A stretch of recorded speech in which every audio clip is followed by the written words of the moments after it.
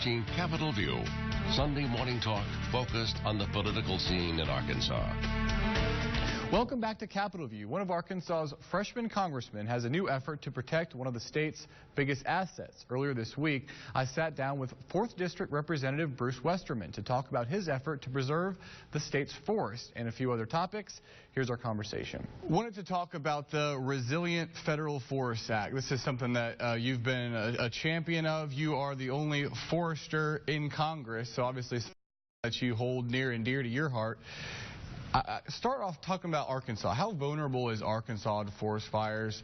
And then kind of branch out and tell me nationally where we're at and what this act does. Yeah, well, anywhere you've got forest, you're vulnerable to forest fires. We've even seen forest fires out in the ocean side of the Pacific Northwest and the Cascades there in a rainforest this year. So anywhere you've got forest, you're susceptible to forest fires. What the Resilient Federal Forestry Act does is allow sound management practices. Fortunately, here in Arkansas, even our Forest Service has been able to manage our forest probably a little bit more actively than in other parts of the country.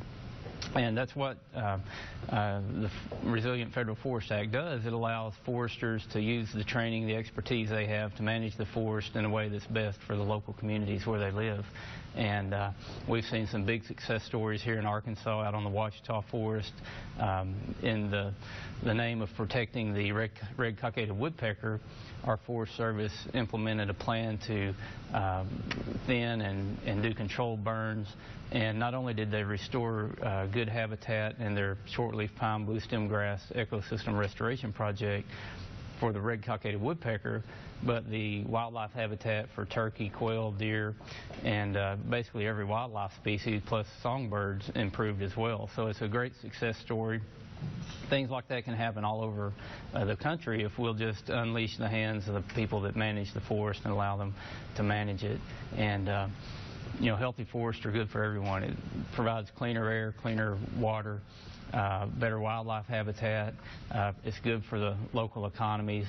And in the 4th District of Arkansas, we're 86% forested. I've got about 2.5 million acres of Ouachita and Ozark National Forest in the 4th District, and it was a real honor to get to develop this bill and push it through the House, and now we're just trying to get it through the Senate to get these sound management practices implemented across the country. There's been some environmental groups that have spoken out against this bill, saying that it would open federal lands up to reckless logging practices, and actually there's been some argument that it exacerbates the problem when you start to take away dead trees, because those actually don't burn as well as live trees because all the kindling's off of them.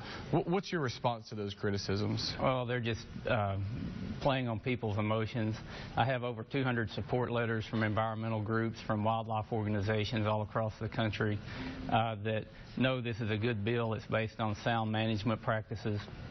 And there's always going to be people that oppose whatever you're trying to do, but if people really care about the forest and care about forest health, then they'll look at the sound science behind this bill, which it doesn't increase logging. It increases thinning and using controlled burns and making our forests more healthy and resilient. And the issue on the dead snags, there are certain habitats that need snag habitats, and those would be left in place in areas, and it'd be a diversified forest that we would see. So, you know, people are always going to be against something. They like to make sound bites, but if you really get behind the science and what's in this bill, it's good for the forest and it's good for America. Some scientists think the problems that we're having with these massive wildfires is climate-driven. What do you think about that? Well, it is climate-driven to some extent because we've got drier conditions. Now, the question is what caused those drier conditions. And global warming?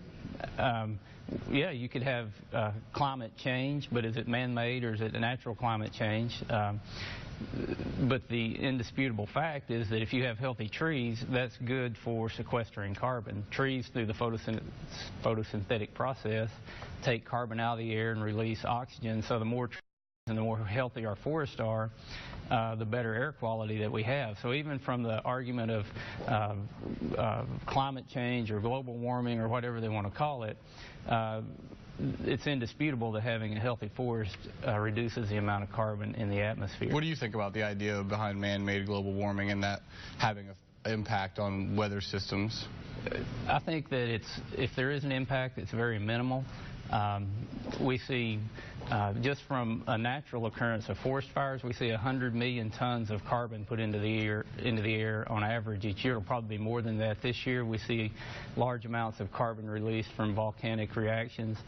We see from history things like sunspots. We see tidal changes. There are a lot of things that affect the climate. And we can't say that man has no impact on that, but I think we focus on that too much and don't look at all the natural causes of changes in our climate and our weather that happen naturally. Talk to me quickly about this budget deal. A lot of your Republican colleagues supported it. You voted against it. There weren't a whole lot of Republican colleagues that supported it. It was passed mainly by Democrats with not even a majority of the Republican conference. My main reason for voting against it was because the process was exactly the opposite of what I went to Washington, D.C. to do. I went there to go through normal order, to pass appropriation bills, and to use the financial authority of Congress to get our government back into control. This was a bill that was presented to us a day or two before it was time to vote on it with this fabricated deadline in place, and that's just not why the people of the 4th District of Arkansas elected me to go vote on a bill that was kind of a do-or-die situation without being able to fully understand it and to fully debate it. And that's one thing I'm happy about with Paul Ryan, is he is committed to a regular order and an open process on debate, and the proof's in the pudding. Last week we passed a transportation bill that had over 150 amendments ruled in regular order that we debated on the floor. We voted on those amendments, and we ended up with a transportation bill that, you know, not everything in it was stuff that I liked, and there were some things in it that I didn't particularly like, but we went through the process and we worked as Congress is supposed to work, and we passed that bill. We'll have to leave it at that. Congressman Westerman, thanks so much for being on the show.